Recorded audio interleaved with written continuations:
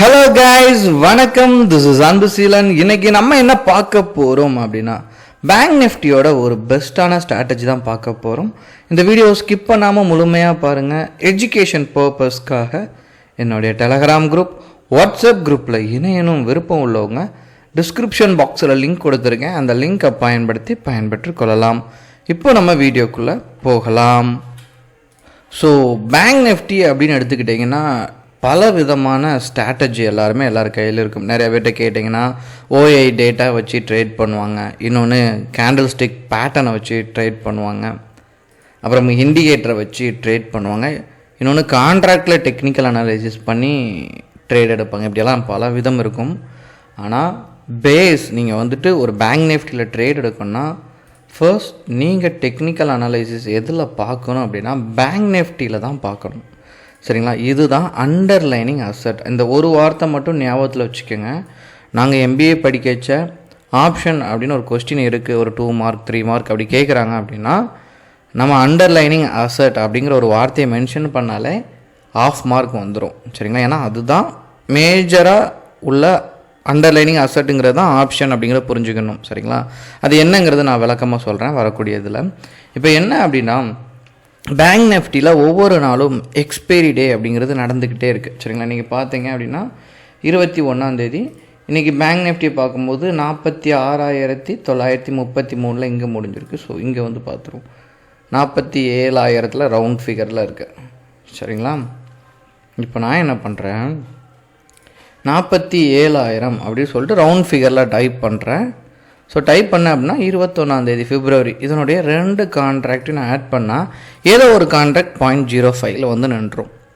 இப்படி வந்துருச்சு அப்படிங்கிறது யதார்த்தமாக நடக்கக்கூடிய விஷயம். எப்போதுமே எக்ஸ்பைரி டேயில் அவுட் ஆஃப் த மணி. இப்போ நீங்கள் காலுக்கு எடுத்துக்கிட்டீங்க அப்படின்னா இன்றைக்கி 47,000 முடிஞ்சிருக்கா, இதுக்கு மேலே இருக்கிறது எல்லாமே என்ன ஆயிருக்கும் அப்படின்னா 0 ஆயிருக்கும். இப்போ எக்ஸாம்பிளுக்கு நான் என்ன பண்ணுறேன் அப்படின்னா 47,300 அப்படின்னு நான் டைப் பண்ணுறேன். இது அவுட் ஆஃப் த மணி 21 கால் ஆப்ஷனை ஆட் பண்ணுறேன், 0 ஆகிருக்கும். சரிங்களா?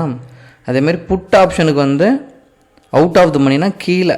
சரிங்களா? 47,000க்கு கீழே இருக்கிறது எல்லாமே என்ன அப்படின்னா அவுட் ஆஃப் த மணி, அதுவும் 0 ஆயிரும்.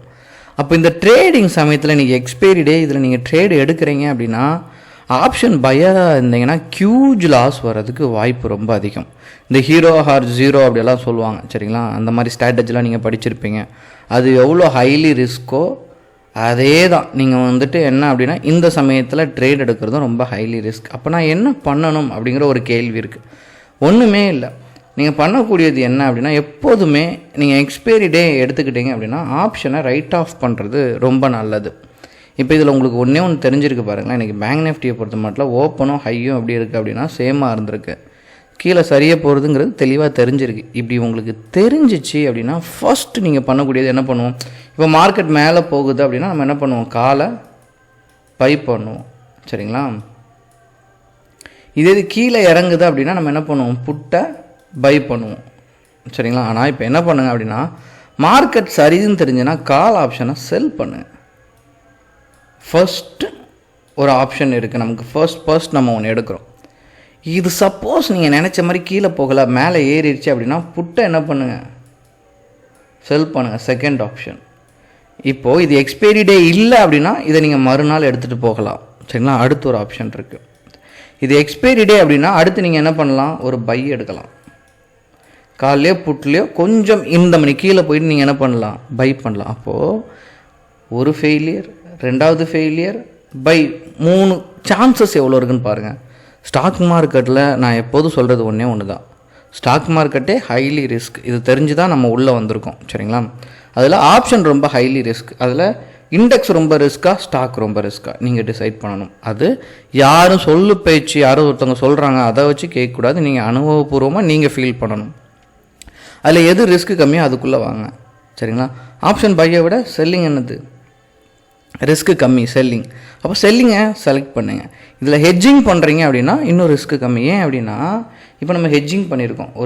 என்ன பண்ணியிருக்கோம், ஒரு கான்ட்ராக்டில் 2யுமே நம்ம என்ன பண்ணியிருக்கோம், காலையும் செல் பண்ணியிருக்கோம், புட்டையும் செல் பண்ணியிருக்கோம்.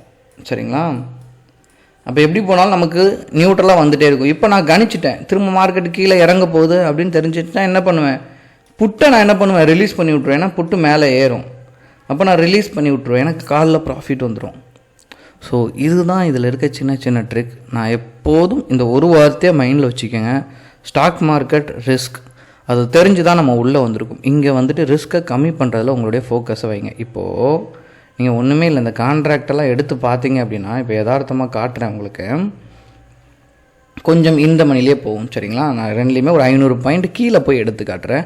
பேங்க் நிஃப்டி 47,000 இருக்கா? நான் என்ன பண்ணுறேன், 46,500. இப்போ நான் என்ன பண்ணுறேன் அப்படின்னா, இதனுடைய கால ஆப்ஷனை என்ன பண்ணுறேன், ஆட் பண்ணிக்கிறேன். இது இந்த மணி, சரிங்களா? புட்டுக்கு இந்த மணி என்ன அப்படின்னா 47,500, ஒரு 500 பாயிண்ட் அங்கேருந்து மேலே போயிடும். 47,500, சரிங்களா? அப்போ இதை புட்டு நம்ம என்ன பண்ணணும், ஆட் பண்ணிக்கணும். இப்போ நான் இது ரெண்டோடைய சார்ட்டையுமே நான் ஓப்பன் பண்ணுறேன்.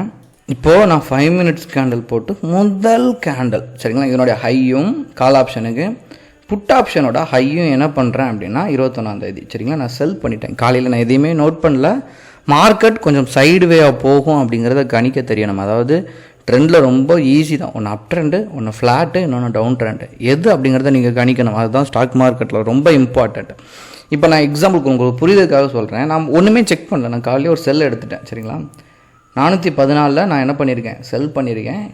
479 போயிருக்கு, சரிங்களா? எனக்கு புட்டில் எவ்வளோ ஆயிருக்கு, கிட்டத்தட்ட ஒரு அப்ராக்சிமேட்டாக சொல்கிறேன், ஒரு 65-60 பாயிண்ட்டுன்னு எடுத்துப்போம், சரிங்களா? ஒரு 60 பாயிண்ட் எனக்கு வந்து லாஸில் இருக்குது, சரிங்களா? அப்படியே போயிட்டு இது புட்டில் காலில் போய் நான் செக் பண்ணேன் அப்படின்னா, காலையில் நான் செல் பண்ணியிருக்கும்போது 839, கீழே இறங்க எனக்கு பாயிண்ட் 519 போயிருக்கு.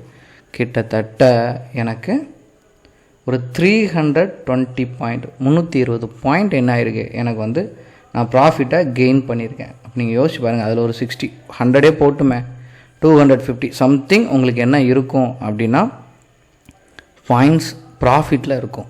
இதுதான் ஆப்ஷன் செல்லிங்கோட பலமே.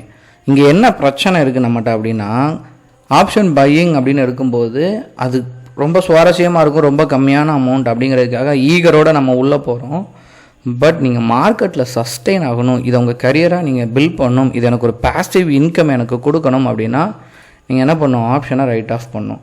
நீங்கள் செல் பண்ணுறதுக்கு கிட்டத்தட்ட இதில் 1 lakh முடிஞ்சதுனால வந்திருக்கு, சரிங்களா? மார்க்கெட் டைமில் 1.5 lakh தேவைப்படும். ஹெட்ஜிங் பண்ணுறதுக்கு இன்னொரு 3 lakh, மொத்தம் 3 lakh இருந்தால் நீங்கள் ஹெட்ஜிங் ப்ராப்பராக பண்ணிடலாம். உங்களுக்கு ஏதாவது டவுட் இருக்குன்னா கண்டிப்பாக கமெண்ட் பாக்ஸில் உங்களுடைய கமெண்ட்டை தெரியும். Okay guys, thank you so much, பாய்.